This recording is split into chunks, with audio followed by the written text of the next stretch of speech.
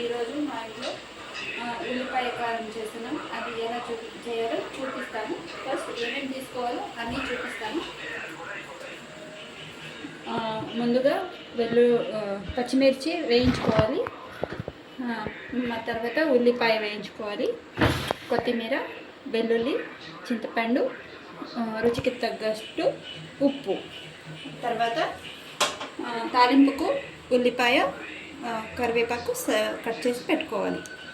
ఇప్పుడు దీన్ని రోటిలో వేసుకున్నాం. ముందుగా పచ్చిమిర్చి,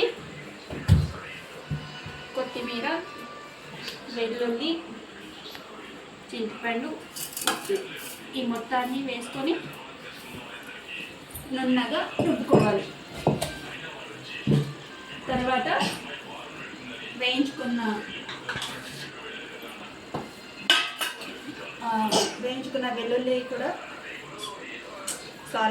వేయించుకున్న ఉల్లిపాయ కూడా వేసి పచ్చగా రుబ్బుకొని తర్వాత తాలింపు పెట్టుకున్నాం.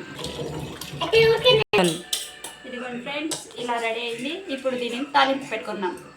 మా పాప కూడా పక్కన చిన్న రోలు తీసుకొని చేస్తోంది. ఇప్పుడు తాలింపు కోసం బాండి పెట్టుకొని ఆయిల్ వేసుకున్నాం.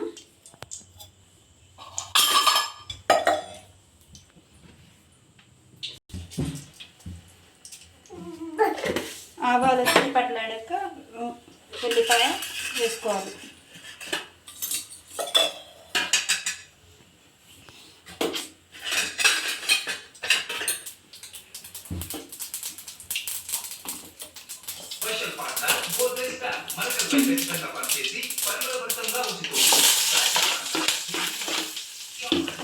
ఉల్లిపాయ బాగా వేడయ్యాక వేయించుకున్నాక కారం, మనం చేసుకున్న కారాన్ని ఇందులో వేసేసి కొద్దిసేపు ఉడికించుకోవాలి.